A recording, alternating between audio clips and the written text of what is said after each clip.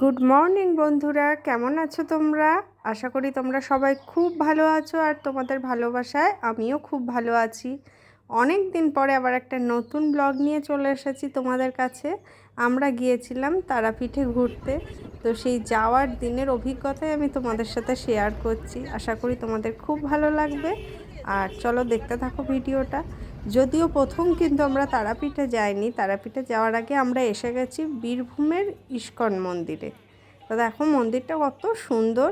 আসলে বীরভূমে না মন্দিরগুলো খুবই সুন্দর, এখানে প্রচুর মন্দির আর প্রত্যেকটাই খুবই সুন্দর। আর ইস্কন মন্দির মানে সেটা তো আরও বেশি সুন্দর হবে, এটাই স্বাভাবিক। তো চলো দেখতে থাকো।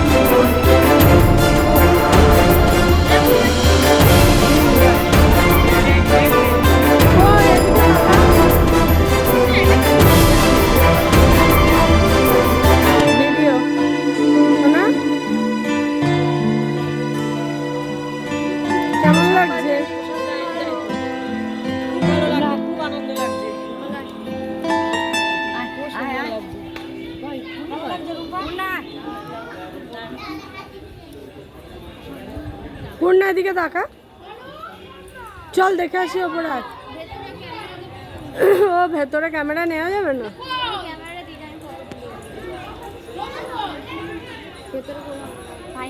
ও আচ্ছা আচ্ছা।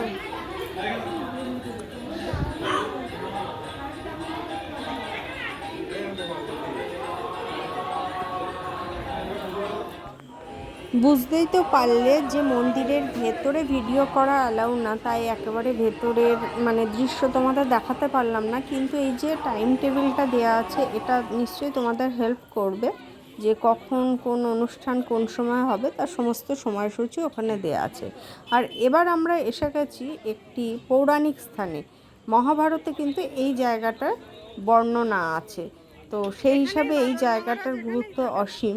এবং আমাদের ভেবিয়া অঞ্চলের যে মহারাজ, তিনিও কিন্তু এই মন্দিরটির সাথে যুক্ত।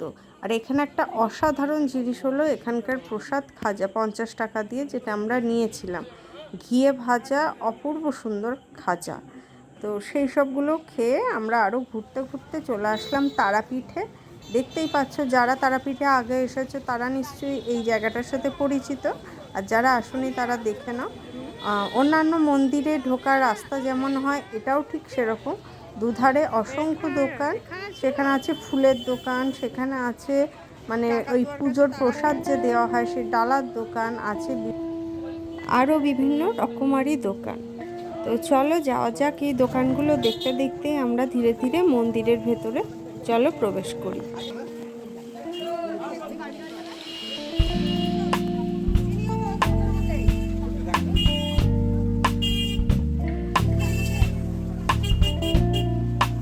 জানো তো, এখন থেকে প্রায় 5 বছর আগেও আমি একবার এই তারাপীঠ মন্দিরে এসেছিলাম, কিন্তু সেবার কিন্তু আমার এই তারাপীঠ মন্দিরে ঘোরার অভিজ্ঞতা মোটেই ভালো ছিল না, কারণ যে মায়ের পুজো দিতে এসেছিলাম সেই মাকেই দর্শন করতে পারিনি।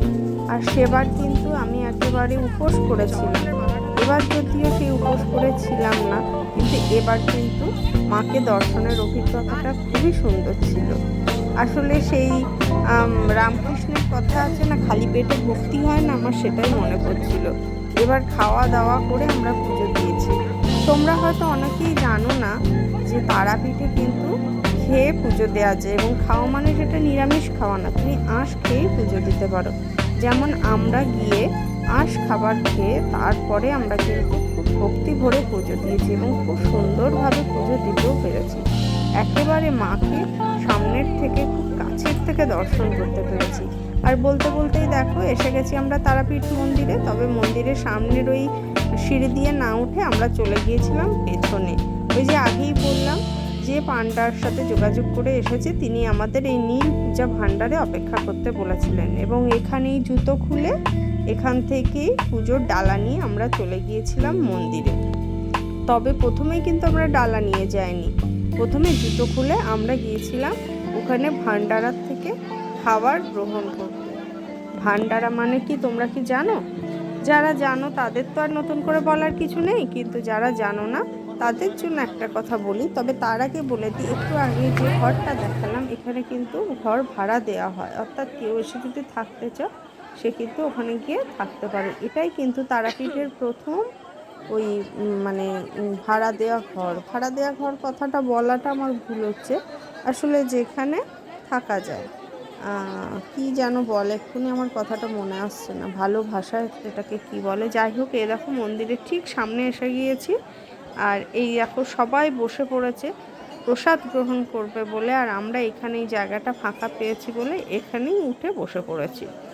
আর আমরা যেখানে বসে আছি, আমি যেখানটা বসে আছি দেখো ভিডিও করছি, ঠিক এর পেছনে কিন্তু পাঠা বলি হচ্ছে। তারাপীঠ মন্দিরে এখনও সেটা আছে। আমি যদিও সেটা ভিডিও করিনি, আর আমি নিজেও সেদিকে তাকিয়ে আর দেখিনি।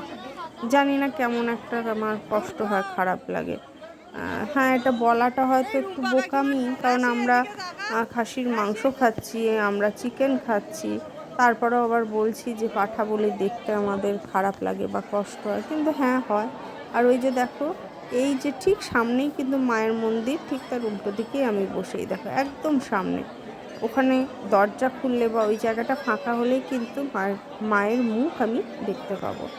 যদিও ওখান থেকে বসে আমি দেখতে পাইনি, তবে প্রায় 1 ঘন্টা বসে থাকার পরে অবশেষে কিন্তু আমরা ভান্ডারার খাবার গ্রহণ করতে পারলাম। ও ভান্ডারাটা কি তার আগে একটু তোমাদের বলি, মানে কারোর মনস্কামনা পূরণ হলে সে অনেক সময় মায়ের উদ্দেশ্যে এখানে প্রসাদ বিতরণ করে, তো সেইভাবেই আমরা প্রসাদ গ্রহণ করেছি। এই দেখো মায়ের পুজো শেষ হয়ে গেছে আর আমাদের খাবার এসে গেছে। তো দেখো খিচুড়ি, লাবড়া, মাছ ভাজা, পাঁপড়, চাটনি, পায়েস খুব ভালোভাবে আমরা খেয়েছি, এবং প্রত্যেকটা খাবারই ছিল অপূর্ব টেস্টি।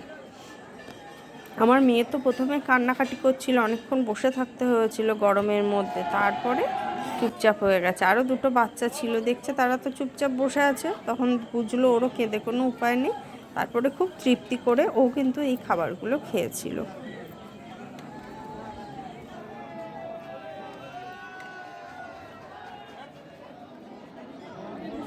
এরপরে ওখান থেকে খেয়ে এসে মন্দিরের একটা সাইডে যেখানে মুখ ধোয়ার ব্যবস্থা আছে সেখানে হাত মুখ ধুয়ে আসার সময় দেখি আবার আর এক জায়গায় এরকম প্রসাদ বিতরণ হচ্ছে। তো সেখানে পোলাও, তারপরে মিষ্টি, বেগুনি এইসব দেওয়া হচ্ছিলো, আমরাও নিয়েছিলাম। মিষ্টিটা খেয়েছিলাম, আর কিছু খেতে পারিনি, কিন্তু এতটা পোলাও হয়ে গেছিলো, কারণ আমরা যতজন ছিলাম সবাই প্রায় নিয়েছিলাম। তো শেষ পর্যন্ত একটা খুব বড় কন্টেনার কিনতে হলো 30 টাকা দিয়ে। হয়তো ভিডিওতে বোঝা যাচ্ছে না কন্টেনারটা কত বড়, কিন্তু বিশ্বাস করো ভীষণ বড় ছিল, এবং সেই এক কন্টেনার পুরো পোলাও হয়েছিল, যেটা আমরা ওই যেখানে আমরা মানে পুজোর ডালা নিয়েছি সেই দোকানেই দেখেছিলাম। আচ্ছা, আর একটা কথা বলি, তারাপীঠে কিন্তু আগে খেয়ে তারপরে পুজো দেওয়া যায়, আমরাও তাই করেছিলাম। আমরা 1টার সময় পৌঁছেছিলাম, তারপরে 2টোর সময় খাওয়া দাওয়া করে তারপরে আমরা পুজো দিচ্ছিলাম, কারণ এই সময়টাতেই আমাদের পান্ডা বলেছিলেন যে মানে ভিড়টা কম থাকে, তার আগে পর্যন্ত মারাত্মক ভিড় থাকে। আর যেমন বলছিলাম পান্ডা কিন্তু একদম বাচ্চা একটা ছেলে। এই যে আমাদের পূর্ণা গাইডের তত্ত্বাবধানে আমরা তারাপীঠ ট্যুর করছি। পরে পূর্ণা গাইডের ফোন নাম্বার দিয়ে দেবো, আপনারা চাইলে অবশ্যই যোগাযোগ করে নেবেন। দারুণ সুন্দর ঘুরিয়ে দেয়।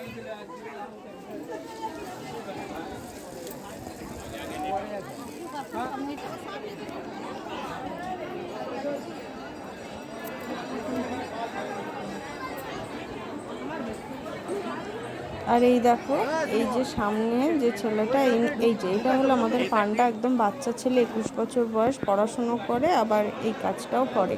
আর আমাদের ভিআইপি লাইন দিয়ে ঢোকার ব্যবস্থা করেছিল। তোমাদের একটা কথা বলে রাখি যে এখানে কিন্তু যদি বীরভূমের কোনো ব্যক্তি থাকে তার আধার কার্ড দেখালে তার সাথে দুজনের ঢোকা ফ্রি, তা না হলে 300 টাকা বা 500 টাকা দিয়ে ভিআইপি লাইনে ঢুকতে হয়। যেহেতু আমাদের যে মানে আমার সাথে যে ছিল আমার ননদ, আমার মাসি শাশুড়ির মেয়ে, ও বীরভূমেরই অধিবাসী, তো ওর আধার কার্ডের ছবি দেখানো হলো, তাই ওর সাথে আমি আর আমার শাশুড়ি মা এমনি ঢুকতে পারলাম এবং খুব সুন্দর ঠাকুর দর্শন করলাম। তারপরেই মন্দিরের উল্টো দিকে গোশালায় এসেছিলাম, সেখান থেকে দেখে আমরা চলে এসেছি কিন্তু এই যে তারাপীঠ মন্দিরের যে প্রধান পূজারী ছিলেন, যার নামে মানে তারাপীঠের নাম আর যার নাম একসাথে উচ্চারিত হয়, সেই বামাখ্যাপার জন্মস্থানে কিন্তু আমরা এসে উপস্থিত হয়েছি। তো এই সামনে মন্দিরটা দর্শন করে এই দেখো, এটা হলো কিন্তু আমাদের বামাখ্যাপার আদি বসত বাড়ি। তো ভেতরে ভিডিও করার মানে পারমিশন ছিল না, তাই ভেতরের ভিডিওটা আমি আর তোমাদের সাথে শেয়ার করতে পারলাম না। যতদূর পেরেছি ভিডিও করতে। দেখো, শুধু এইটা অনুভব করো যে বামাখ্যাপার কথা আমরা বইতে পড়ি, টিভিতে বিভিন্ন সিরিয়ালে সিনেমায় দেখি, তার বসত ভিটে এটা। তো সব কিছু দেখে এবার সারাদিনের ক্লান্তি দূর করতে 2 কাপ করে চা আমরা প্রত্যেকে খেয়ে খুব ভালোভাবে আজকের জার্নিটা শেষ করলাম। তো টাটা, আবার তোমাদের সাথে দেখা হচ্ছে নেক্সট ভিডিওতে।